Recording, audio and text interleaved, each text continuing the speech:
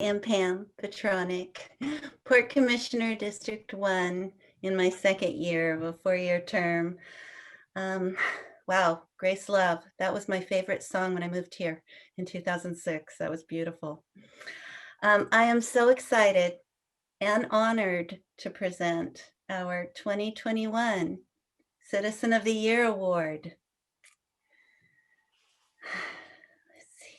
Citizen of the Year is historically presented for a long commitment to extraordinary public service that has made a huge impact on our community.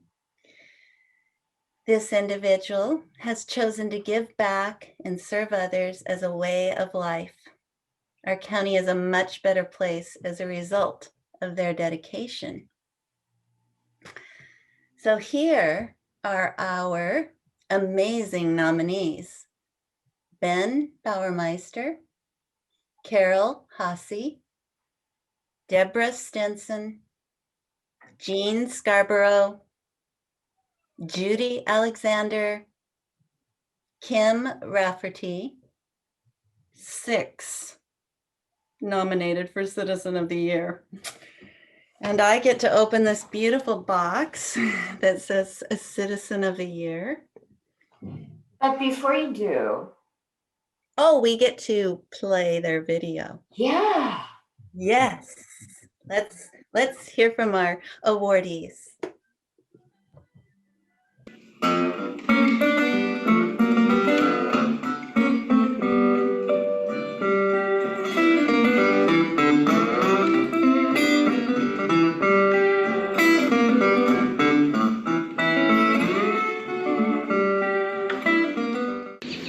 In terms of personal realizations, I think I've just really noticed the importance of creating space for our children to have all of the feelings that they need to have about what's been happening.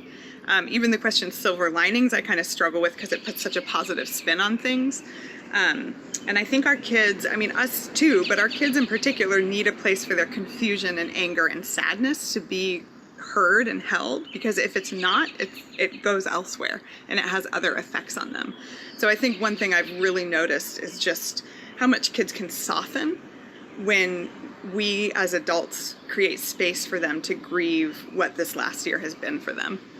And as a child therapist, I encourage everyone who is in the life of a child to give them that space. Hello, my name is Carol Hasse, and the silver lining for me last year in our tragic pandemic year was the generosity and the natural beauty of our community. I'm always so inspired and impressed by the kindness and the creativity of those in our community, the many, many people who care and did everything they could to make everything work. I'm also thrilled that our marine trades economy really did well last year. And one of the signs for me was that my sailmaking business of 43 years, Port Townsend Sales, was sold to Port Townsend Shipwrights Co-op. And the craft and our sailmakers will thrive here in Port Townsend on our working waterfront. Hi, my name is Judith Alexander, and I've lived in Port Townsend since 1979. I'm self-employed at home as a clinical social worker in private practice, and this last year, although it's been extremely tough for lots of reasons we don't need to go into, I also feel like there's been a silver lining for me in that I got to spend a lot of time at home, and I happen to feel very fortunate to live in a home that I love. I also was able to participate in 2 different community but gathering places. My community garden was one, and the shelter community build project for creating Peters Place emergency shelters where we could be together with other people and socialize, be it at distance, safe distance from COVID issues. And it was great to have both of those contexts to not feel so isolated this last year, as I know a lot of people were. I didn't feel that at all. Well, hi, my name's Kim Rafferty, and the question is, what's the silver lining of the pandemic? And first I have to say, I am very fortunate to live in this community because we had great leadership from Dr. Locke and from Governor Inslee, and also a great partnership between Jefferson Healthcare and the health department that got vaccines out to us in a really efficient, effective way. So, and I've been very lucky because I haven't been that impacted by the virus. But my silver lining is totally that the pandemic made me slow my pace down a little bit, and I was able to really enjoy the birds in my backyard and the sound of nature in my neighborhood, and I got to get to know some of my neighbors better. Hi, I'm Deborah Stinson, and I'm here to talk a little bit about some of the silver linings that have come from this last year. You know, this pandemic is hopefully very unique, and we won't experience again, but it's been experienced by everybody around the world simultaneously. And those experiences have been mostly negative. There's been a lot of loss. And I think because of that, a lot of people are now living in more gratitude for all the many things in life that we had previously taken for granted. And another thing that I've recognized is that as we went through this loss, people were reminded of just how painful and disorienting loss can be. And knowing that so many others had also experienced loss, they're feeling and acting with a lot more grace and empathy towards each other. All right, so what was a personal realization based on the challenges of last year?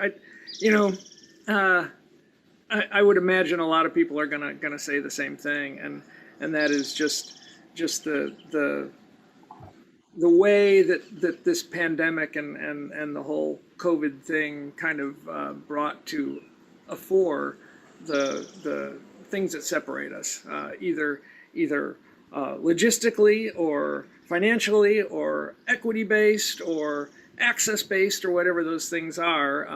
Everything got just a little bit finer inspection, and that was a challenge. I think there's an upside to that because those things are exposed and then you can work on them. But that was probably the biggest personal challenge was seeing those parts of our society that really could use a tune-up, and trying to figure out how to get them tuned.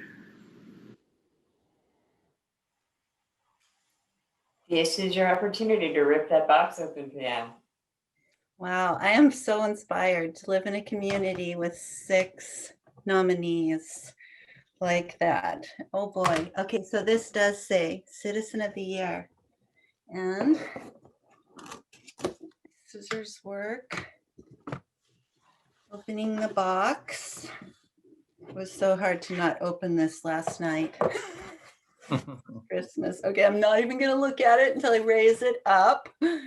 I'll raise it up and let me see what it says. Oh my gosh. Okay. This is hard.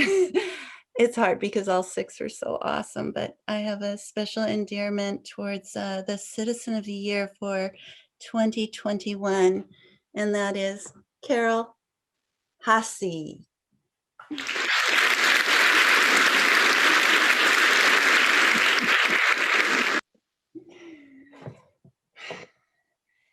I would like to hand over the helm to Carol Hasse if she would like to say a few words.